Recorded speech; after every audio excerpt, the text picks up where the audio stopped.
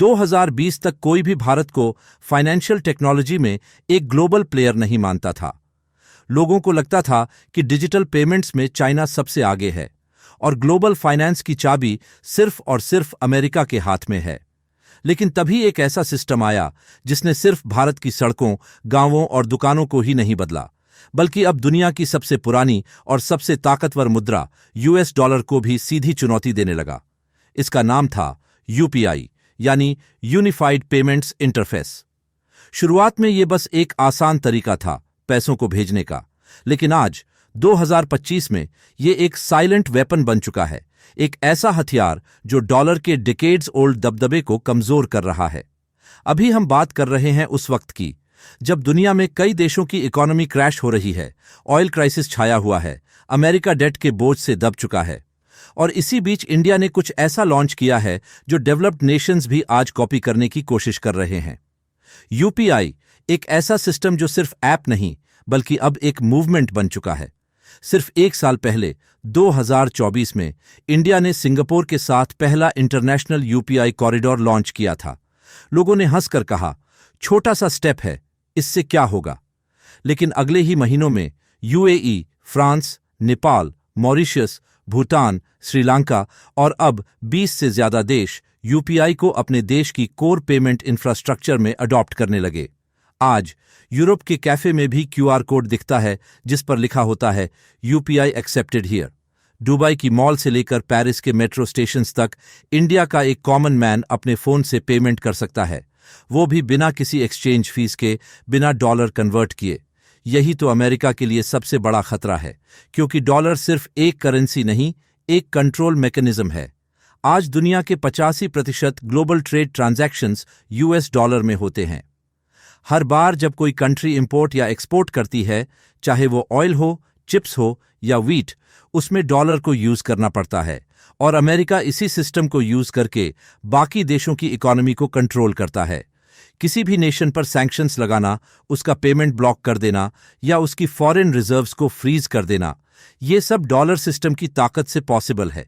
लेकिन अगर इंडिया का यूपीआई सिस्टम इस ग्लोबल पेमेंट लेयर को बाईपास करने लगे तो डॉलर की मोनोपोली टूट सकती है, और यहीं से शुरू होती है असली कहानी। इंडिया अब सिर्फ टेक्नोलॉजी एक्सपोर्ट नहीं कर रहा, इंडिया अब फाइनेंशियल इंडिपेंडेंस एक्सपोर्ट कर रहा है। सऊदी अरेबिया ने रुपए को अपने टूरिज्म इंफ्रास्ट्रक्चर में ऐड करना शुरू किया है। ओमान और यूएई में इंडियन लेबर अब सीधे अपने घर पैसे भेज सकते हैं, रियल टाइम में, जीरो चार्जेस के साथ, क्योंकि यूपीआई इंटीग्रेटेड है। और सबसे ज्यादा चिंता तब बढ़ी जब ब्राजील, रूस और दक्षिण अफ्रीका जैसे बीआरआईसी देश भी यूपीआई मॉडल की तारीफ करने लगे। 2025 में अब डिस्कशन हो रहे हैं, क्या बीआरआईसी देश मिलकर डॉलर की जगह एक अल्टरनेटिव डिजिटल करेंसी बना सकते हैं? चाइना का यूनियन पे और रशिया की मियर सिस्टम पहले से ही एग्जिस्ट करते हैं, लेकिन इंडिया का यूपीआई ओपन, स्केलेबल और रियल टाइम नेचर की वजह से कहीं ज्यादा प्रैक्टिकल है, और यहीं से अमेरिका को डर लगने लगा है, क्योंकि पहली बार एक ऐसा पेमेंट नेटवर्क खड़ा हो रहा है जिसमें डॉलर का कोई काम नहीं और जिसके पास पॉपुलेशन, टेक और पॉलिटिकल मोमेंटम तीनों मौजूद हैं। अभी तक डॉलर सिस्टम का सेंट्रल ब्रेन था स्विफ्ट नेटवर्क। जैसे ही किसी देश ने अमेरिका के खिलाफ कुछ किया, स्विफ्ट एक्सेस बंद कर दी जाती थी। ईरान, वेनेजुएला और अब रशिया, ये सब उसी ट्रैप का शिकार हो चुके हैं। लेकिन यूपीआई एक ऐसा नेटवर्क है जो स्विफ्ट को बिना टकराए रिप्लेस कर सकता है। अब सोचिए, अगर 50 देश एक दूसरे के बीच यूपीआई या उससे जुड़ा यूपीआई क्लोन यूज करने लगें, तो क्या उन्हें फिर डॉलर की जरूरत रहेगी? नहीं। और यही है वो फ्यूचर जो अमेरिका को डरा रहा है और इंडिया को आगे बढ़ने की सबसे बड़ी वजह दे रहा है। यूपीआई अब सिर्फ पेमेंट का तरीका नहीं, ये अब इंडिया का सॉफ्ट पावर बन चुका है। जैसे मैकडॉनल्ड्स, गूगल और वीजा ने दुनिया को कल्चरल रूप से अमेरिका से जोड़ दिया था, वैसे ही यूपीआई अब ग्लोबल डिजिटल इकोनॉमी में इंडिया का सिग्नेचर बन रहा है। लेकिन अभी पिक्चर बाकी है, क्योंकि अगला कदम है यूपीआई से भी आगे बढ़कर सीबीडीसी यानी central bank digital currency, India का खुद का डिजिटल रूपी। और अगर ये रूपी यूपीआई के नेटवर्क पर चलने लगे तो फिर डॉलर का फ्यूचर क्या होगा? यूपीआई ने जो शुरुआत की थी, अब उसे खत्म करने आ रहा है इंडिया का अगला financial weapon, digital rupee. Central bank digital currency यानी CBDC, reserve bank of India का वो प्रोजेक्ट है जो आने वाले समय में पेपर नोट्स को खत्म कर सकता है। लेकिन ये सिर्फ कन्वीनियंस के लिए नहीं लाया गया, बल्कि एक बहुत बड़े ग्लोबल गेम को चेंज करने के लिए लाया गया है। सीबीडीसी का मतलब है एक ऐसा रुपी जो फुली डिजिटल है, जिसे गवर्नमेंट डायरेक्ट इशू करती है, जिसमें कोई मिडिल मैन नहीं होता, न बैंक, न वीजा, न मास्टर कार्ड।